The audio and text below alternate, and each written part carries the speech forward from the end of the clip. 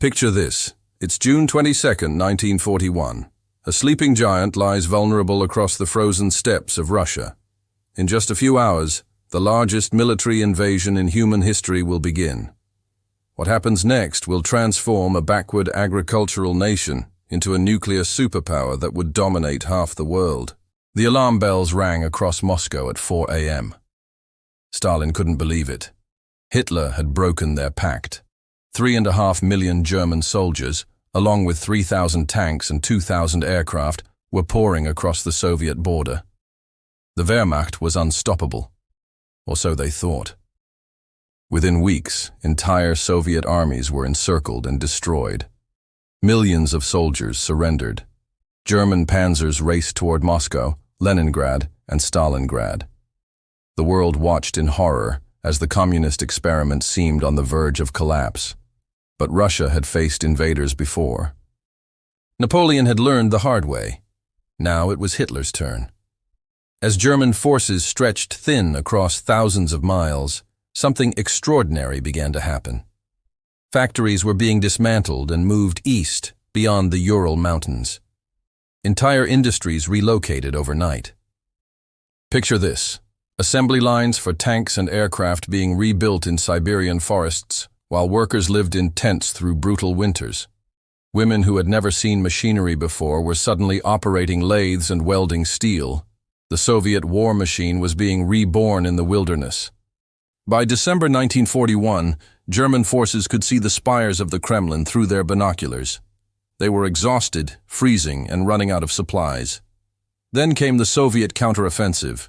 Fresh Siberian divisions equipped with new T-34 tanks smashed into the German lines. But the real turning point came at Stalingrad. Here's what most people don't know. This wasn't just a battle for a city. It was a battle for the future of human civilization.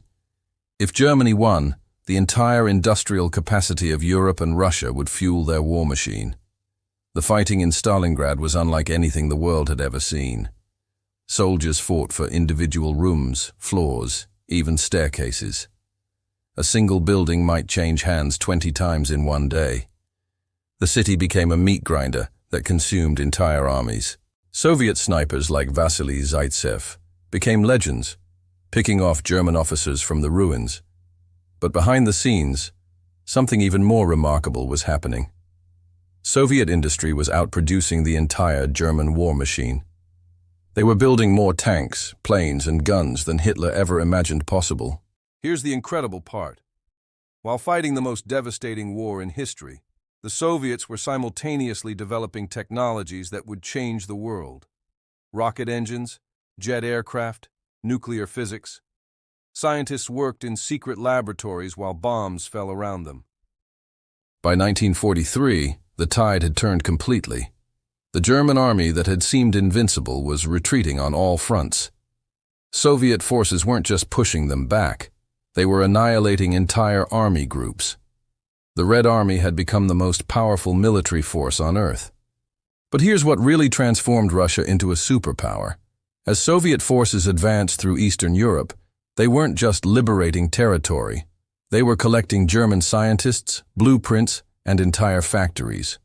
The spoils of war included rocket technology that would later put the first satellite in space. The numbers are staggering. The Soviet Union lost 27 million people in World War II. That's more than the current population of Australia. Entire cities were erased from the map. Yet from this unimaginable destruction emerged a nation that would challenge American dominance for the next 50 years. When Soviet forces reached Berlin in April 1945, they weren't the same army that had nearly collapsed in 1941. They had the world's largest tank force, battle-tested generals, and industrial capacity that dwarfed most nations. But most importantly, they had proven they could survive anything. The psychological impact was enormous. A nation that had been dismissed as backward peasants had defeated the most advanced military machine in history. They had done it through sheer determination, brutal sacrifice, and rapid industrialization under the most extreme conditions imaginable. Within months of victory, Soviet scientists were working on their first nuclear bomb, using knowledge gained from captured German research. The same country that had barely produced enough rifles in 1941 was now racing America to develop intercontinental ballistic missiles. By 1949, the Soviet Union had the atomic bomb. By 1957, they launched Sputnik. The backward agricultural nation of 1941 had become a spacefaring superpower in just 16 years. All because they had survived and learned from the greatest trial by fire in human history. The war didn't just make Russia a military superpower, it transformed their entire society. Women who had operated factory machinery during the war demanded equal roles afterward.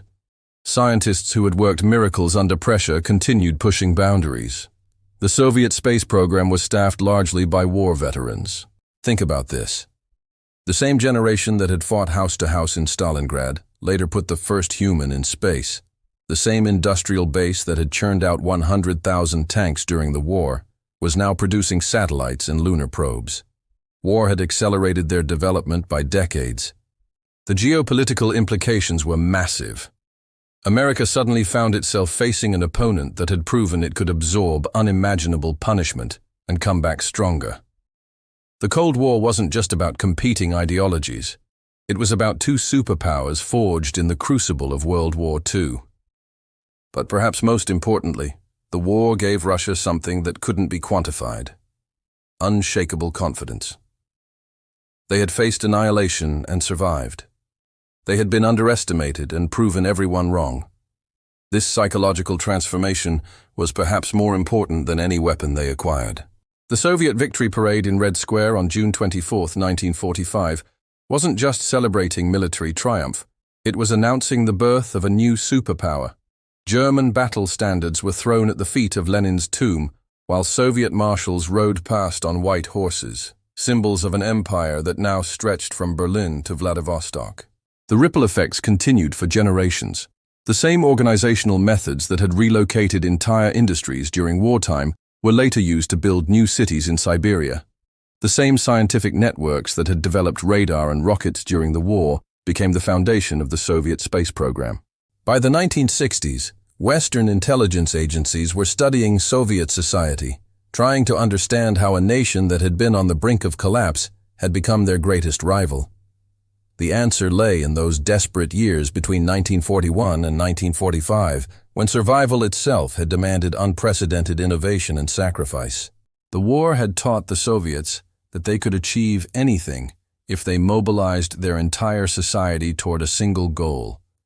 This lesson would shape everything from their nuclear program to their approach to Olympic sports. They had learned that human will, properly directed, could overcome any obstacle. Even today, when we look at Russian military doctrine, space achievements, or technological capabilities, we're seeing the legacy of those transformative war years. The conflict that nearly destroyed them instead forged them into a superpower that would shape global politics for the rest of the 20th century. If this story of incredible human resilience and transformation fascinated you, make sure to subscribe to our channel right now. Hit that notification bell because we're diving deep into the untold stories that shaped our modern world. Trust me, you won't want to miss what's coming next. The most incredible chapters of history are just beginning.